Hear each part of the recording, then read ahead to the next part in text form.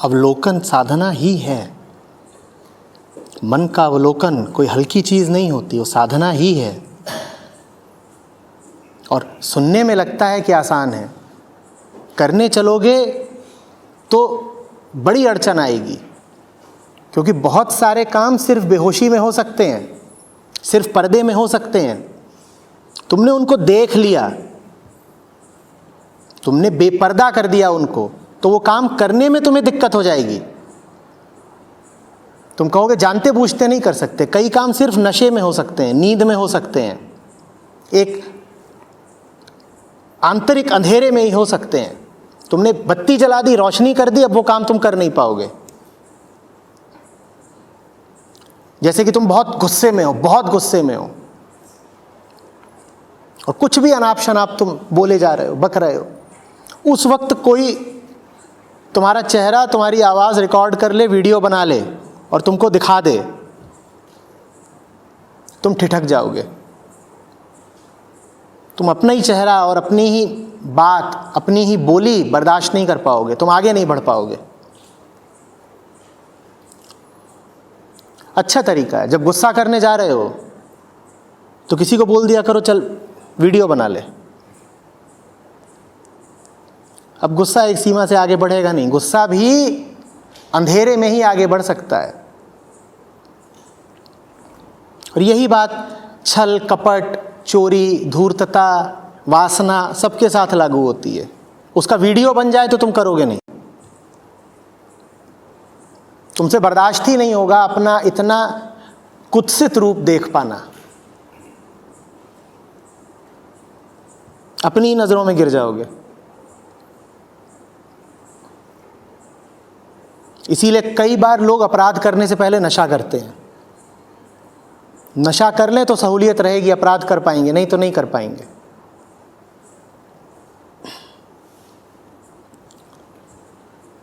इसीलिए जो घटिया से घटिया काम तुम दिन में नहीं कर पाते, अक्सर वो सपनों में करते हो। सपने में सहूलियत रहती है, जागरण की अवस्था में हो नहीं पाएगा। तो अवलोकन छोटी बात नहीं है, तुम वही कर ले जाओ, बहुत बड़ी साधना है।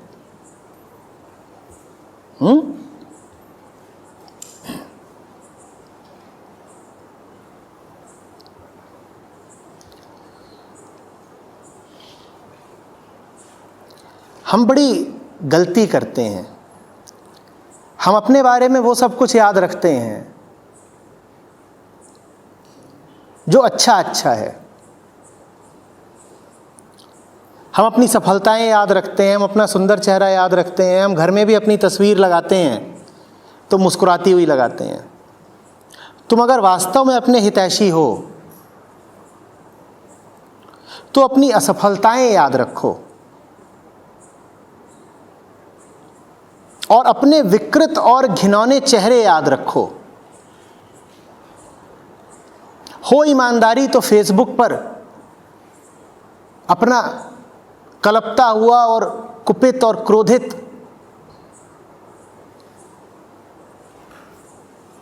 और लालच से भरा हुआ और दंभ से भरा हुआ चेहरा डालो। बड़ा विरोध उठेगा भीतर से, अहंकार बड़ा तड़पेगा, कहेगा ये क्या कर रहे हैं। पर अगर तुमने ये कर लिया तो समझ लो तुमने साधना की 4 सीढ़ियां एक साथ चढ़ ली। घर में कम से कम एक कमरा तो ऐसा रखो जहां तुम्हारे जीवन का यथार्थ उजागर होता हो। और यथार्थ जीवन का ये तो नहीं ही है कि हम बड़े शांत, शालीन और प्रेमी लोग हैं। प्रेम भी है, शांति भी है, पर वो हमारे जीवन के कोने में है। जीवन अगर एक कमरा है तो उसको भर तो हमने अशांति और उपद्रव से ही रखा है ना। शांति उसमें अगर मौजूद भी है तो किसी कोने में रखी हुई किसी छोटी सी वस्तु की तरह। कमरा भरा तो उपद्रव के कचरे से ही है ना। ऐसा ही है हमारा जीवन ना, यही यथार्थ है। तो इस यथार्थ को याद रखने के लिए कम से कम एक दीवार तो अपनी बेहोशी भरी, नशे से भरी हुई, वासना से भरी हुई, झूठ से भरी हुई तस्वीरों से भर डालो। किसी और को नहीं दिखा सकते तो कम से कम खुद तो याद रखो कि हम कैसे हैं। उसकी उपयोगिता बहुत होगी। ये जो मुस्कुराती हुई सजी सजाई तस्वीरें इधर उधर चिपका देते हो, इनसे कोई लाभ नहीं होने वाला। ऐसी तस्वीरें तो अपने साथ छल हैं, आत्मप्रवंचना है ना।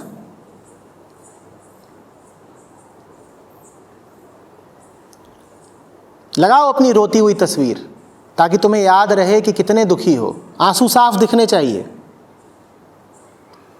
एक स्क्रीन ही समर्पित कर दो जिस पर वीडियो चल रहा है और उसमें तुम गालियां बक रहे हो, और दिन रात चल रहा है वीडियो, लूप में तुम गालियां दिए ही जा रहे हो। ऐसा तो कोई बैठा नहीं होगा जिसका गालियों से परिचय ना हो। बनवाओ अपना वीडियो और उसको चला दो कि भी चले दिन रात, ताकि याद रहे कि जीवन का कितना बड़ा हिस्सा है जो बीमार है, जो उपचार मांगता है। वो याद रहेगा तो उपचार होगा।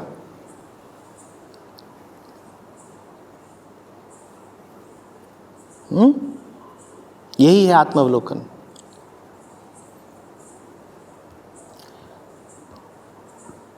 आत्मावलोकन का मतलब है जीवन के तथ्य तो सच सच पता चलें, परम सत्य तो बहुत दूर है। हम तो जीवन के साधारण तथ्यों, जीवन के जो साधारण सत्य हैं, हम उनको भी दबा देते हैं, छुपा देते हैं।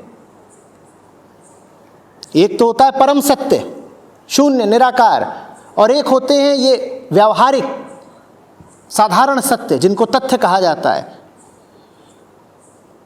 कहते हो ना, ये सच्ची बात है कि यहां पर एक गिलास रखी हुई है।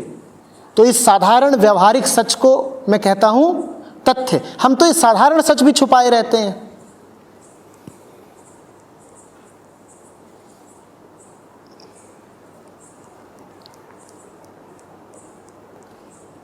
उन साधारण सचों को उजागर करने का नाम है आत्म अवलोकन। और वो एक दो बार नहीं करना पड़ता, उसको करो दिन रात। साफ साफ पता हो कि हम कितने पानी में हैं। जब पता होता है कि आकंठ डूबे हो तो फिर गुहार मारते हो कि कोई आए और बचाए। जब पता ही नहीं होगा कि पानी कितना बढ़ाया है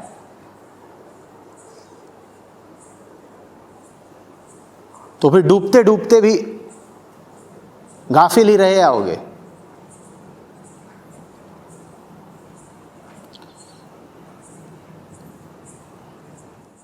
अवलोकन करने से वो खत्म हो जाए, पता नहीं।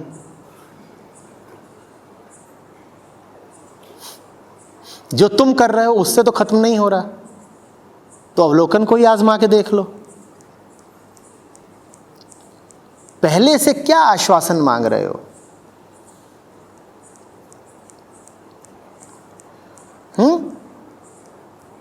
टीवी की दुकान है क्या कि गारंटी पूछ रहे हो?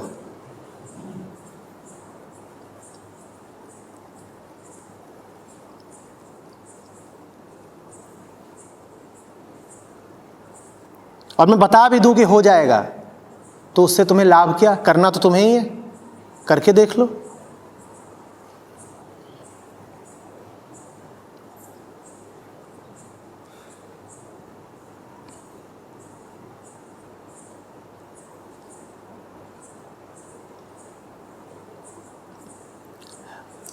दुनिया और गुरु में यही अंतर होता है। दुनिया से तुम्हें फायदे तब मिलते हैं जब दुनिया से झूठ बोलो,